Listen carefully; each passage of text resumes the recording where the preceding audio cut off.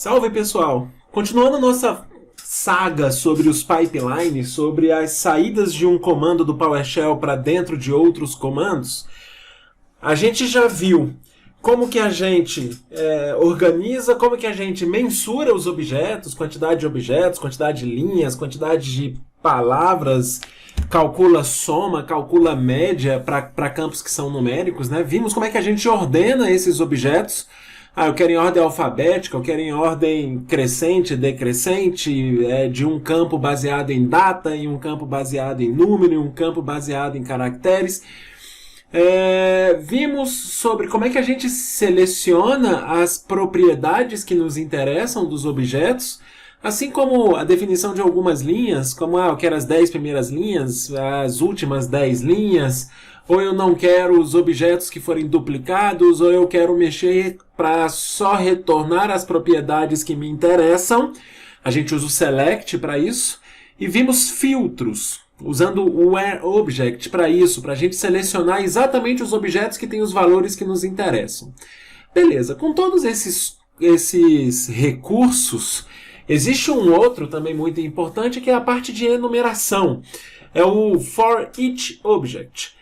Quando a gente quer, depois que a gente faz um filtro de um objeto específico, ou dos objetos que nos interessam, a gente quer, para cada um deles, executar uma determinada ação.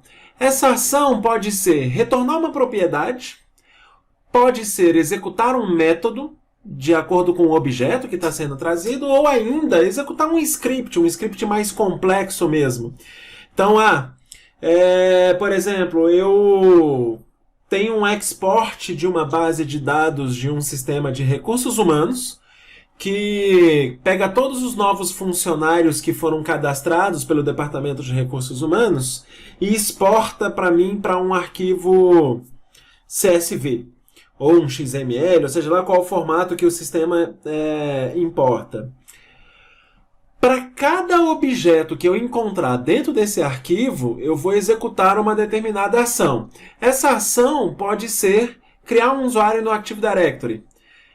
Para isso, eu executo um forEach, uma enumeração desses objetos. Então, na verdade, eu leio o arquivo, faço o filtro que for necessário para só vir os usuários que me interessam, se isso for preciso.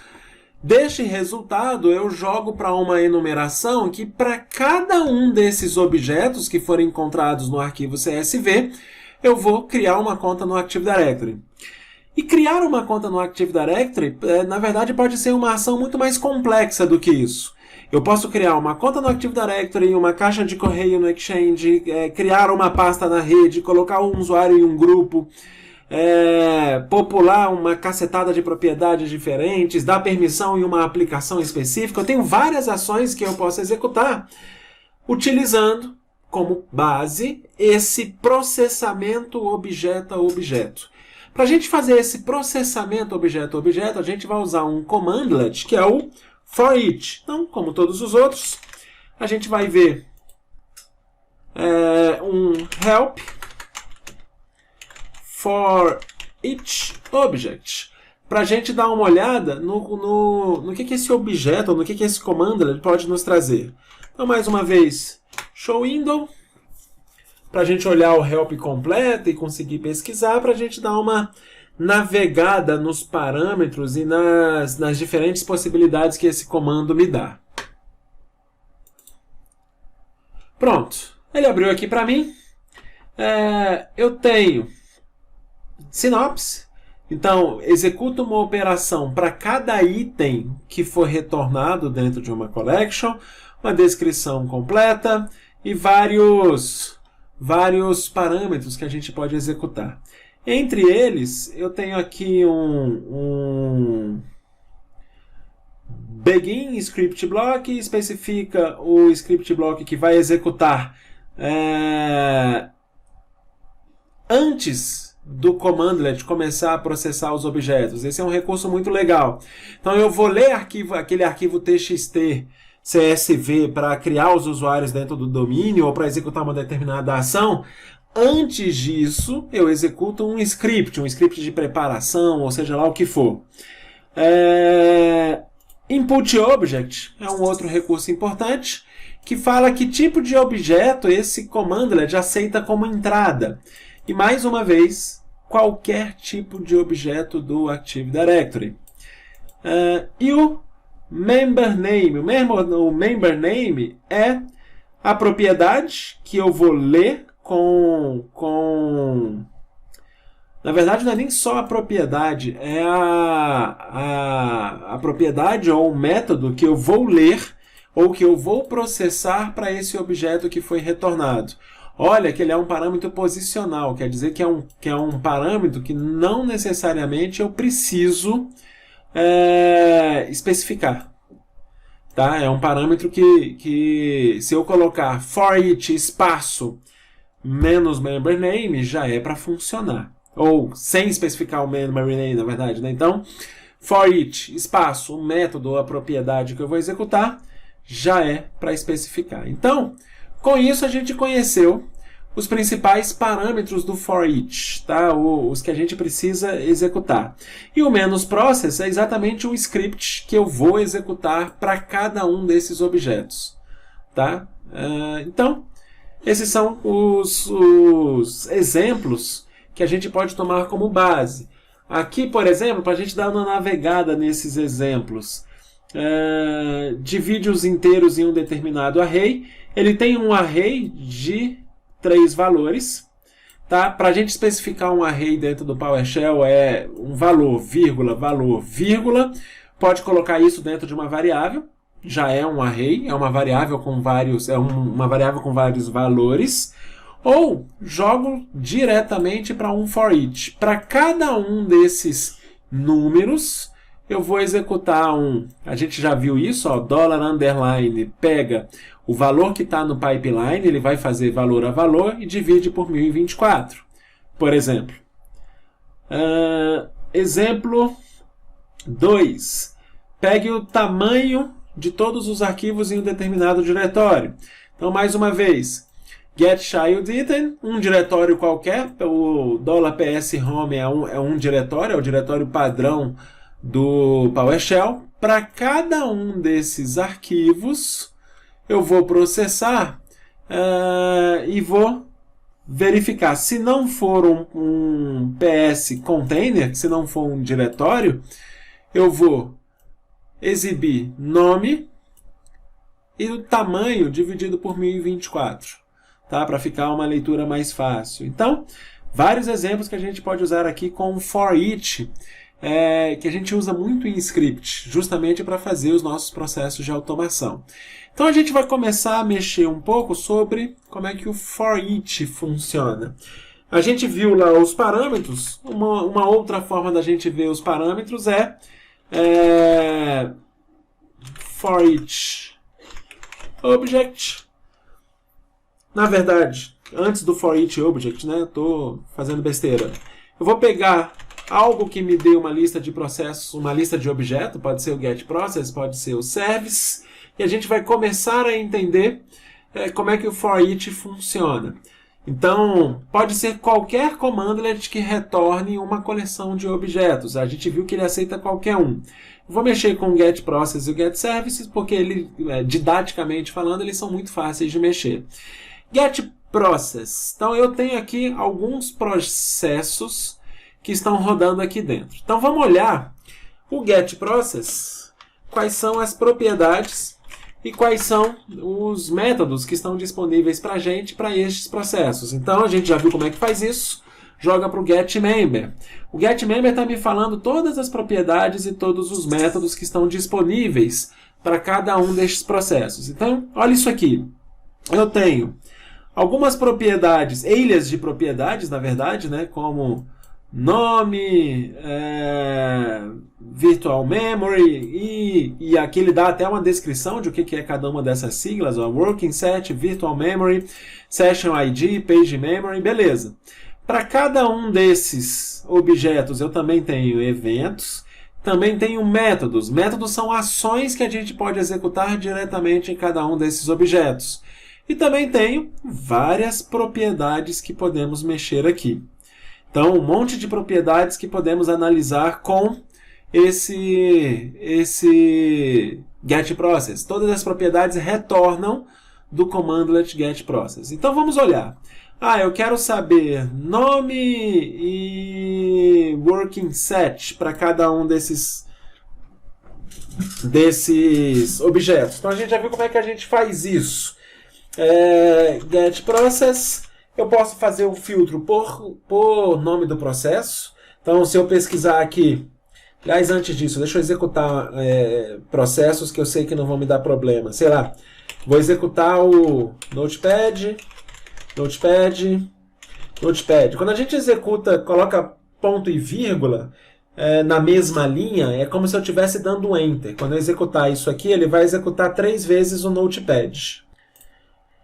Pronto, ele abriu 3 sessões do Notepad aqui para mim, tá? Então, estou com essas 3 sessões aqui rodando. Para cada uma delas, existe um processo que está rodando. Se eu executar getProcess Notepad, ele está me trazendo esses 3 processos.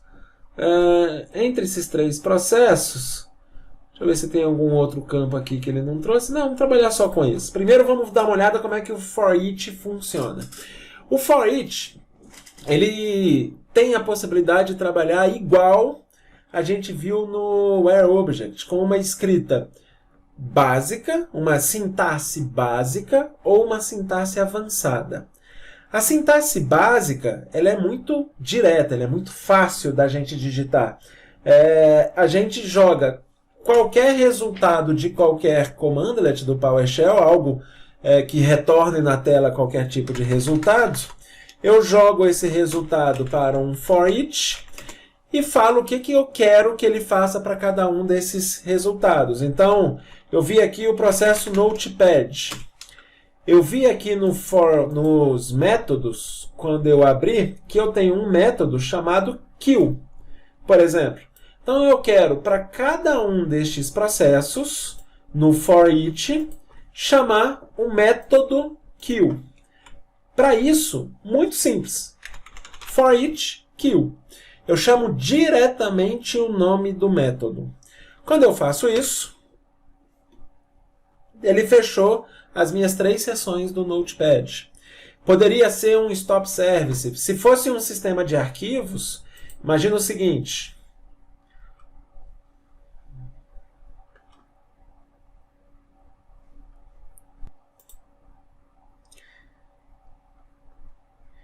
Eu tenho aqui no meu C, vou criar uma pasta teste. Nessa pasta teste, eu vou criar um arquivo teste1, teste2. Tá? São 2 arquivos aqui dentro. Posso salvar isso aqui. Posso salvar isso aqui só para eu ter algum dado aqui para ele não ficar com um tamanho 0. Beleza. Quando eu estou trabalhando com arquivos e eu estou trabalhando com ele dentro do PowerShell, eu posso executar um dir c:/teste. Vai listar para mim cada um dos arquivos que tem lá dentro. O dir é a mesma coisa do que eu executar um getChildItem. -path c:/teste. É a mesma coisa. O dir é um alias do getChildItem. Beleza. Quando eu executo ou um getChildItem ou um dir, eu posso jogar esse cara para um getMember. Para eu conhecer quais são as propriedades, quais são os métodos que são possíveis. Então, por exemplo, eu posso abrir, como método abrir um texto qualquer, abrir para leitura, ou abrir simplesmente, não para somente leitura. Eu posso criptografar um arquivo. Se o arquivo estiver num sistema de arquivo NTFS, isso é uma propriedade do NTFS. Ou eu posso mandar ele exibir uma propriedade. Então, eu quero que ele me exiba O full name. Deixa eu ver se eu tenho uma outra propriedade. Beleza, eu quero que ele me exiba o nome de uma propriedade como full name. Tá? Não sei se esse é o... Não, tem um name aqui, ó, que é do nome do arquivo. Acho que esse é o melhor. Então, eu posso jogar esse cara para um for each. E para cada um dos arquivos, eu quero que ele me traga o nome. Ele vai me trazer diretamente o nome dos arquivos. Eu posso chamar qualquer propriedade. No lugar do name, eu quero extension. Por exemplo, a extensão arquivo txt. Eu quero que ele me traga o último last write time. Ele vai me trazer as datas que esse arquivo foi escrito, ou que foi acessado, e assim por diante. Para cada um desses objetos, quando eu jogo isso para um for each, eu dou o nome da propriedade. O for each, a tradução literal seria para cada objeto, me traga a propriedade last write time. Quando eu faço isso com o for each, diferente do select, que essa funcionalidade é muito parecida com o que a gente viu com o select, se eu jogar isso aqui para um getMember, eu continuo com as mesmas propriedades do atributo, não do objeto. Então, isso aqui não é mais que o getMember do arquivo me daria, né? Esse aqui é o do arquivo que eu fiz aqui em cima. Isso aqui é um file info. Quando eu joguei o arquivo para dentro do getMember. Aqui embaixo eu peguei só a propriedade e joguei para o getMember. A propriedade é um datetime, diferente do que o que a gente tinha com o select. Beleza.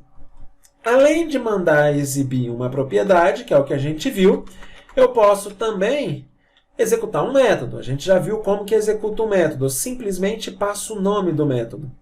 Então, esse aqui é o last write, é isso aqui que eu quero. Eu tenho um método aqui, que é o encrypt, para ele criptografar o arquivo com o NTFS. Então, vamos jogar o resultado desse comando, for each encrypt, e enter. A primeira vez que eu executo o encrypt demora um pouquinho, ele está gerando o certificado de criptografia EFS do NTFS, e eu estou com várias coisas rodando na minha máquina física, então a minha VM não está tão rápida assim, mas para cada arquivo que tiver aqui dentro, ele vai criptografar, vai chamar o método para criptografar cada um desses arquivos. Pronto, executou. Vamos dar uma olhada de novo aqui no Explorer.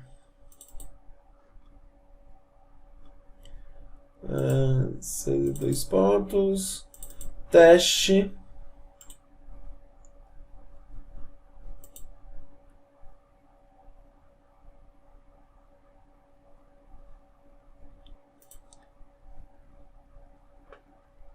Abrir as propriedades, aqui em propriedades avançado, o arquivo está criptografado.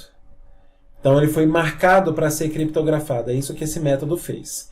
Beleza, mas este método ele tem determinadas limitações. Essa forma que eu executei o for each, onde eu peguei um objeto qualquer, joguei para o for each e chamei método ou propriedade, ele tem algumas limitações. Como por exemplo, se eu quiser executar mais de um comando para cada objeto, essa forma, essa sintaxe de escrita não me permite fazer isso. Eu não posso ter um bloco de script.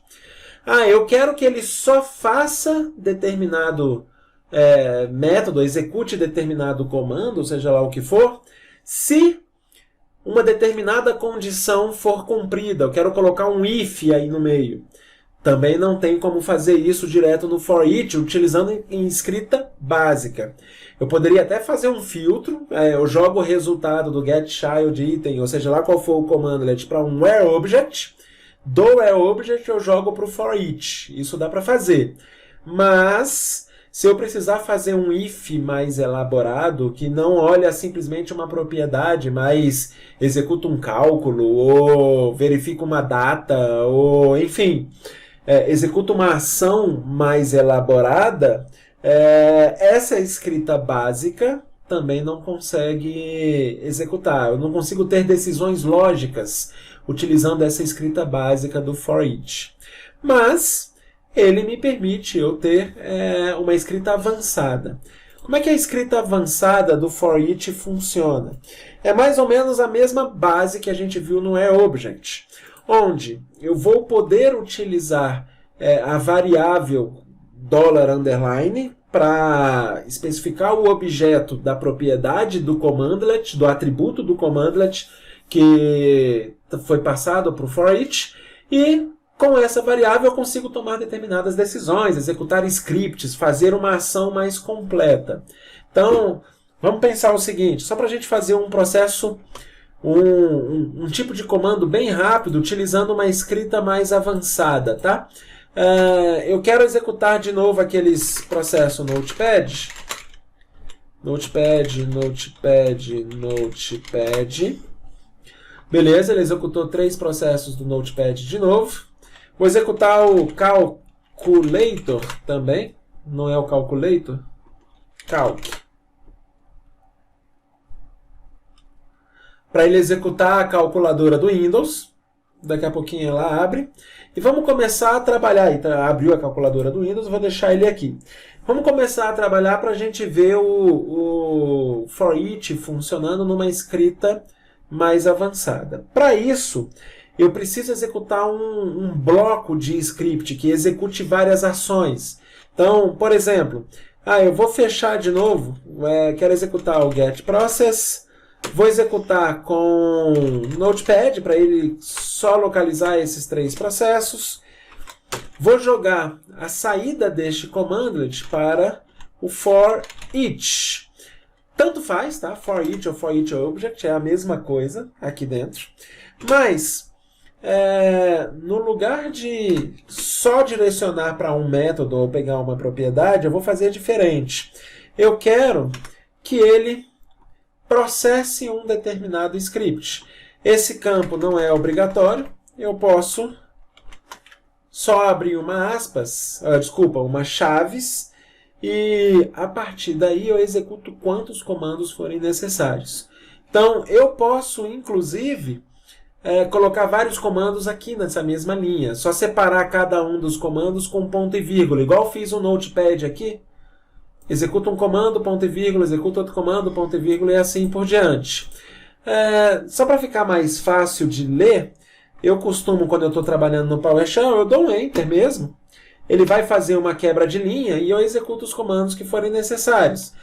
Eu quero colocar uma mensagem de texto de controle para esse comando. Então, vou colocar aqui um write host, abre aspas, sei lá, o processo. Aí vem uma dica legal, tá?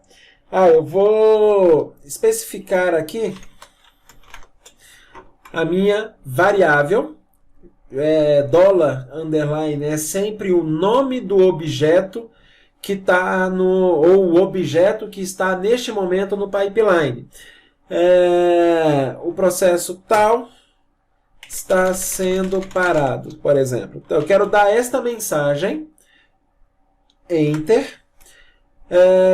Provavelmente ele vai me trazer um nome ruim, tá? Como eu estou pegando um objeto inteiro, ele vai me dar uma representação desse objeto. Eu não sei como é que o processo vai ser representado utilizando só o $_, mas não tem problema. Daqui a pouco a gente explora isso um pouco mais. Uma observação. Vocês viram que eu usei aqui aspas duplas aqui dentro. Neste caso, que eu estou usando uma variável aqui dentro, o melhor é eu usar aspas duplas, tá? Aspas duplas e aspas simples no PowerShell não é a mesma coisa. Apesar de que nesse comando de cima eu poderia ter usado aspas simples, sim, mas aspas simples vai pegar tudo que tiver dentro da aspas, usando aspas simples, e vai considerar isso uma string literal. Isso quer dizer que no lugar do $underline, ele não vai extrair o valor dessa variável. Ele vai escrever $underline. Tá? Como eu estou usando aspas duplas, qualquer variável que eu usar aqui dentro, ou função que eu execute, ou seja lá o que for, ele extrai o valor dessa variável e escreve o valor da variável como um todo. Beleza, então write host, eu quero que ele escreva essa mensagem, o processo tal está sendo parado, e aí eu realmente paro o processo. Para eu parar o processo, lembrando que eu estou trabalhando com for each, eu tenho aqui a opção de $. Lembrando que na escrita avançada, aí para eu referenciar cada um dos objetos, eu tenho que colocar o $underline, tá? Não é igual o for each na escrita básica, que eu posso escrever direto a propriedade, mas eu quero chamar o método kill. Mesma coisa que a gente fez antes, só que agora eu estou executando dois comandos. Eu poderia ter feito um if, poderia ter um script para fazer várias coisas, eu poderia depois fazer um outro comando para verificar que o processo realmente morreu. Eu tenho várias possibilidades para executar dentro desse script. Por enquanto aqui eu só vou escrever esses dois comandos. Quando eu dou um Enter e fecho as chaves, ele entende que o comando terminou e executa. Então, o processo... Aí olha como é que ficou ruim o nome do processo. System Diagnostic Process, entre parênteses, Notepad, está sendo parado. Porque isso aqui é o objeto que foi referenciado com $underline. Eu poderia fazer diferente, eu poderia colocar o $enter, por exemplo, ou o $.name. A única coisa que eu tenho que ter cuidado com isso imagina o seguinte, get process, para cada um deles eu quero jogar um for each object, for each,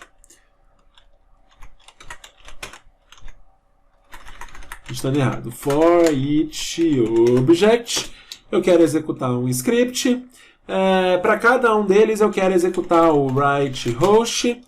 Se eu abrir aspas simples, é o que eu mostrei antes, tá? O processo... Tá vendo que ele nem muda de cor? Está sendo parado. Isso é porque eu usei aspas simples. Usando aspas simples, aqui não vai parar processo nenhum, eu só estou executando um comando, mas ele vai mostrar a mensagem.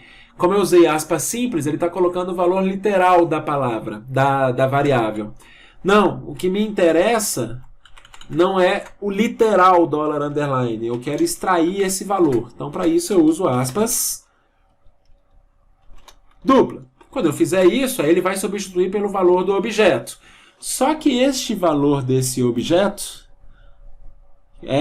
ainda está com um nome que não é lá muito amigável, digamos assim. System Diagnostic Process. Eu quero que ele traga somente um nome aqui dentro. E aí vem uma dica muito legal. Eu posso colocar aqui "-name". Mas o "-name", tá vendo que ponto. Tá vendo que o ".name" não mudou de cor? Ele continua na mesma cor da string aqui fora. Se eu executar só isso e der um Enter, olha o que ele fez. Manteve o objeto, depois colocou um "name" aqui. O "name" virou literal. Ele não está extraindo esse "name". Para eu fazer com que ele extraia esse "name", eu preciso transformar tudo isso aqui numa variável. A aspas duplas precisa entender que tudo isso aí é um valor que precisa ser extraído. Para eu fazer isso, eu coloco $, e coloco todo o valor que me interessa entre parênteses.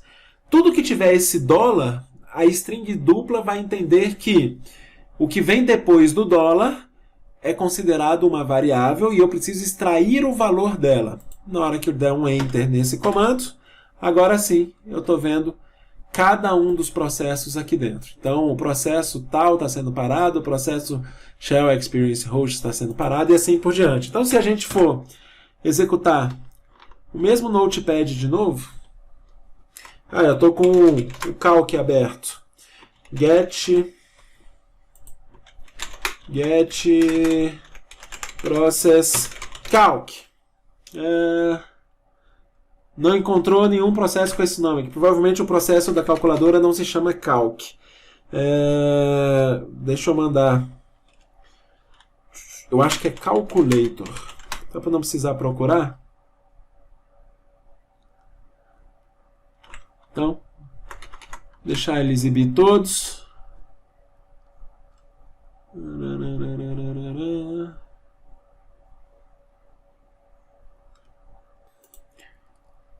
Tá aqui, ó. Win32Calc. Este é o nome do processo. Como eu estou no Windows Server, eu acho que Calculator é só no Windows 10. Como eu estou no Windows Server, Win32Calc é o processo que eu quero parar. Então, Win32Calc. Se eu digitar certo, ajuda. Para cada um desses processos, eu quero executar aquele comando que eu executei, mostrando aqui.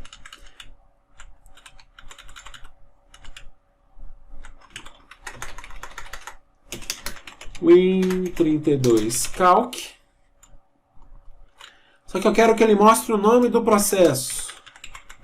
Então, $.name. Agora, lembrando que eu passei isso aqui para um for each, abri um bloco de script, executei primeiro comando, só para mostrar uma mensagem, segundo comando, fechei a aspas para ele terminar o bloco do comando. Então, Enter, ele finalizou os dois processos do Win32Calc. Então, com isso, a gente conseguiu ver que o for each, utilizando essa escrita avançada, essa sintaxe avançada, traz para a gente a possibilidade de executar scripts bem completos, que eu posso executar vários comandos, executar várias ações, e ele vai executar esse script de vários comandos para cada objeto que for retornado do primeiro comando. Bem, o for each, uma outra parte legal não, mas é importante vocês conhecerem, porque quando vocês encontrarem alguns scripts na internet, vocês vão ver uma forma mais resumida dele, uma forma resumida do commandlet. E esse é um cara legal de você conhecer. Existe aqui a possibilidade de, no lugar de eu usar for each, eu usar %. O % é a mesma coisa que o for each, tá?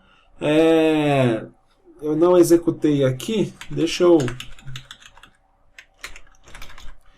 abrir um Notepad de novo.